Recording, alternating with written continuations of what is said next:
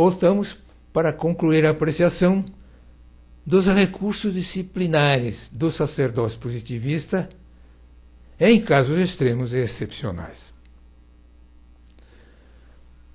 Por mais rico ou poderoso que seja, sem experimentar nenhuma perda material,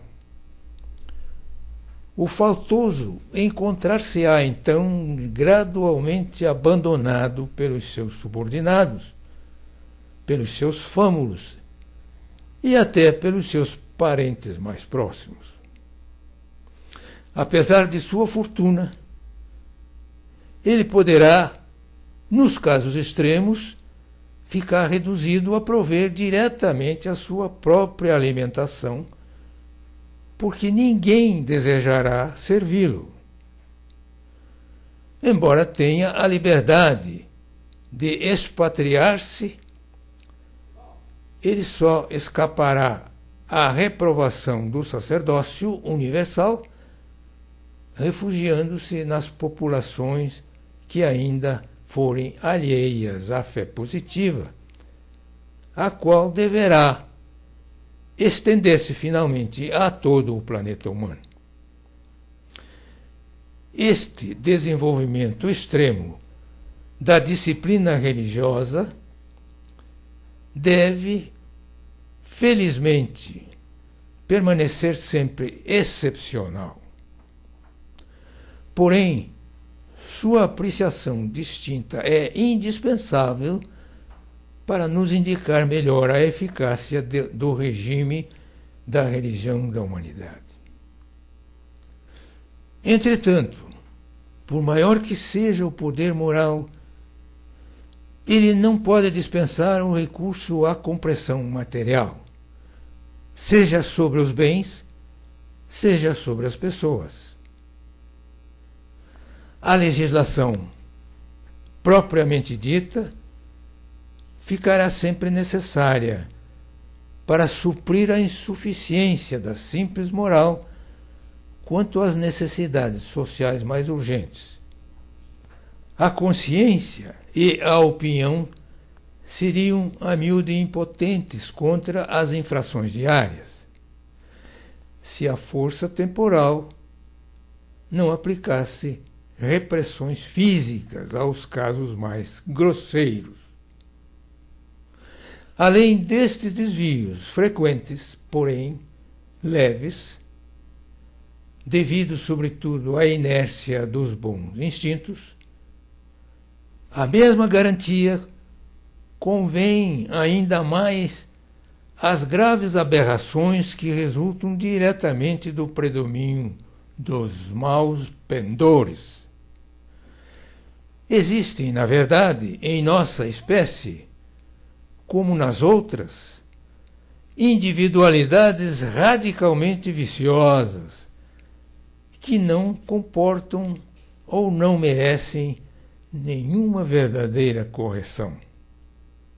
Relativamente a tais órgãos excepcionais, a defesa social não deixará nunca de ser levada até a destruição solene de cada elemento vicioso, quando a indignidade for suficientemente verificada por atos decisivos.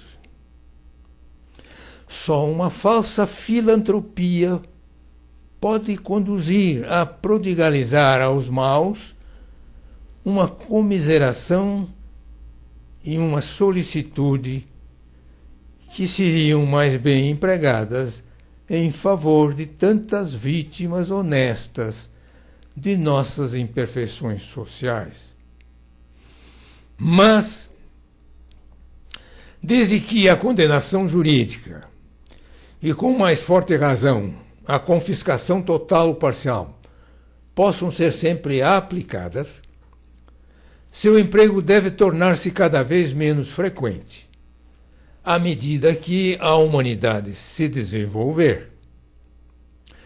O surto contínuo do sentimento, da inteligência e da atividade tende cada vez mais a fazer prevalecer a disciplina espiritual sobre a repressão temporal, embora esta permaneça sempre indispensável. Nos casos em que a prevaricação provier do próprio sacerdócio, a disciplina espiritual segue uma marcha semelhante, porquanto a moral universal demonstra os deveres do sacerdócio tanto quanto os de qualquer classe. E, considerada a sua importância preponderante, os faz sobressair ainda mais. A censura pública tende, aliás, a dirigir-se de preferência contra esses juízes universais, secretamente odiados pelos ricos, friamente respeitados pelos proletários, e que, de ordinário, só despertam simpatias entre as mulheres. Enfim, a natureza sempre discutível da fé positiva não lhe permite suscitar prestígios capazes de impedir uma crítica que se tenha tornado realmente indispensável. Supondo que o sacerdócio da humanidade seja habitualmente cercado de respeito e veneração, isso só poderá resultar do suficiente cumprimento de um ofício bem definido. As condições intelectuais e morais que o poder espiritual impõe a todos em nome da fé comum podem ser, pela mesma razão, voltadas contra ele quando faltar ao seu dever. Se a prevaricação do sacerdócio permanecer parcial, a disciplina interior do sacerdócio intervém aí de modo suficiente. Mas, em caso de negligência, a reparação pode sempre ser livremente provocada por qualquer crente.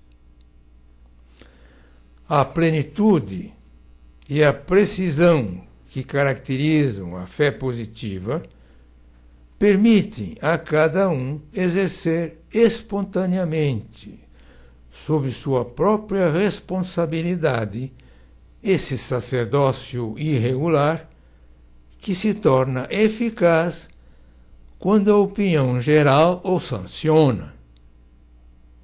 Enfim, se a corrupção se tornasse geral entre os nossos padres, um novo clero não tardaria em surgir, de acordo com os votos públicos, preenchendo melhor as condições impostas por uma doutrina inalterável, sempre superior aos seus órgãos quaisquer. Continuaremos no nosso encontro este estudo interessantíssimo. Hoje ficamos por aqui. Gratos pela atenção e até lá.